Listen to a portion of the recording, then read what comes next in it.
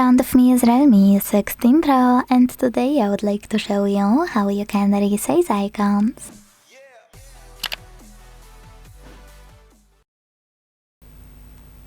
First of all, you need to open Settings and click on Home Screen, Lock Screen and Style. Now scroll a tiny bit to click Icons and operate this slider under icon to adjust size of them. You can check out preview at the top.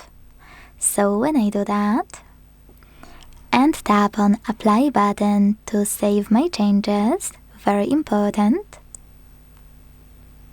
I can see that size of my icons has changed.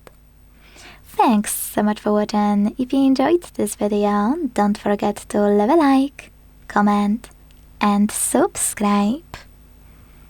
Bye!